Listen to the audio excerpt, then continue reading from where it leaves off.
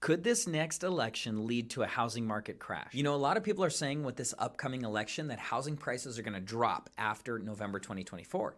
So let's actually take a look at it. Will the election affect housing prices? We're going to talk about three things in this video. Number one is the historical data about housing prices and elections. Number two, we're going to talk about what really drives housing prices. What's the data behind it? And number three, we're going to talk about who is affected. No matter what, some people are going to be affected by policy changes, by government changes, things like that. So who's going to be affected the most and why? Let's talk about the data. So it's actually really simple. We are going back 11 elections, back to 1987. Since that time, all elections have led to a housing price increase. That's insanity. This is according to the Case-Shiller Housing Price Index. So this is extremely accurate data. 10 out of the last 11 elections, housing prices have gone up. Not only have they gone up, they've gone up more than the non-election years. So according to Case-Shiller, housing prices have gone up 4.84% nationwide on average. And during non-election years, they've gone up 4.44%. So does the election cause the prices to go up? No, not at all. It just happens to be that those years kind of average out to a little bit higher. Now, when did housing prices go down? That is very obvious. That was 2008 and the elections around that time. Now, why did housing prices go down? Well, it was because real estate was causing the market to crash. Okay, so it wasn't economic factors like elections or interest rates or unemployment. It was actually the housing market had a not solid foundation underneath it, and that's what caused it to crash. So that's why we see one time since 1987, housing prices went down after an election. Now, that's not to say that they're not going to go down after this election, but it just goes to show you that you really want to pay attention to the data. Data gives certainty. Data is objective. And the data suggests that housing prices are going to remain relatively stable after this current election. So now let's actually talk about what does affect housing prices. What really drives housing prices? Well, it's really a lot of things nationally and a lot of things locally. But let's just talk about the general what is affecting housing prices today. It is supply, so how many homes are available at any given time. Secondly, it is interest rates. What percentage of interest rates are available?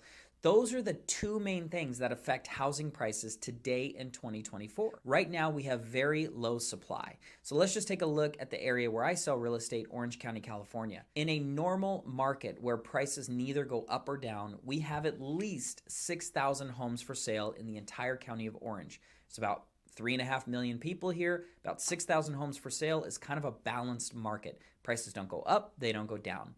Right now, we have a little over 2,000 homes for sale, so we are extremely low on inventory. And the data seems to indicate that that low level of inventory will remain that way because interest rates are so high. People are stuck in their homes with a lot of equity, low interest rate, and they have no plan to move. So that is the first and foremost thing affecting housing prices right now. The second is interest rates. Interest rates slow down the market or they speed up the market. Right now, the government has chosen, the Fed, to artificially increase interest rates the same way they artificially decreased them during COVID. So right now, during COVID, they decreased them so that the economy would spur after the shutdown. They wanted the housing prices to go up. They wanted business to be booming, so they lowered interest rates. Right now, they're trying to do the opposite. They're trying to beat inflation, and they're trying to make the prices of things go down. So right now, we're currently sitting with about 7.5% interest rates. And here's what we know. As long as interest rates remain around 6 to 7% or below, we experience a decent level of appreciation per year. It's not going to be a lot, but it's going to be a little bit.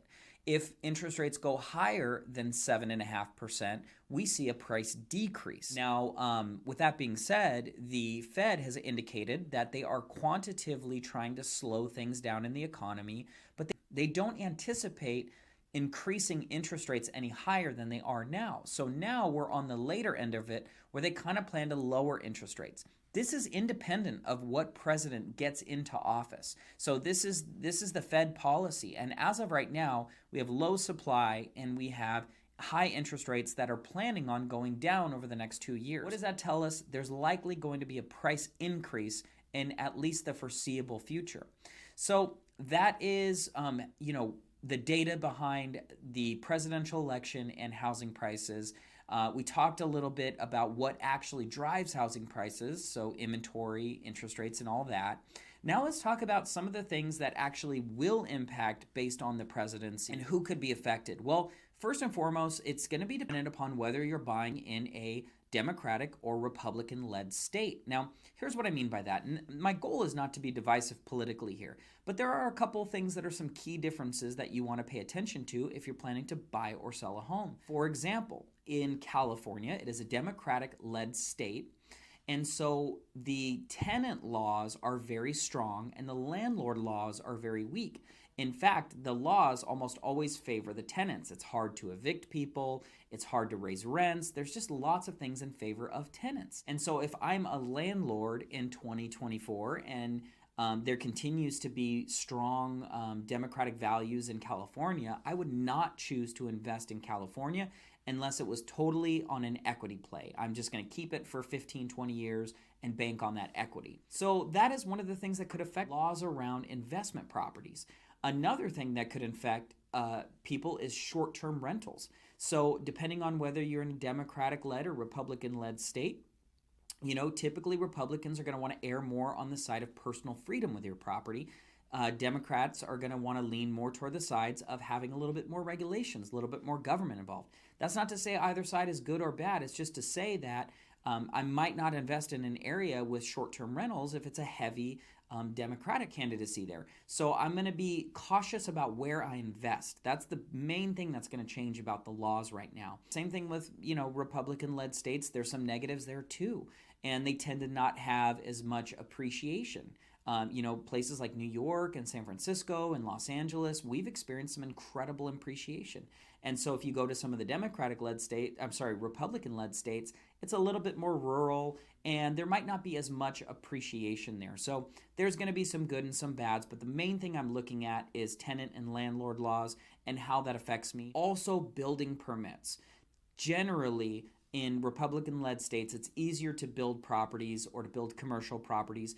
And in Democratic-led states, there are a lot of more rules, regulations, and fees. I'm in Orange County, California, and I am seeing builders really pull back on wanting to build new homes here. Number one, there's just a lack of land. But number two, it is becoming increasingly impossible to make a profit when you are building a home. And so builders are really struggling with that. They're not building as many homes, and as a result, buyers are being punished. There's less inventory, and homes are more expensive and less affordable. So in recap, we talked about three things. We talked about historical data around the election.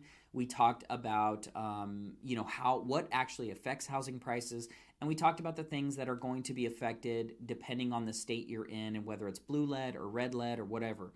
And so if you like this kind of content, our mission and our real estate team, Herd Homes Real Estate, is to inspire consumers by giving them better information and helping them to make smarter real estate decisions.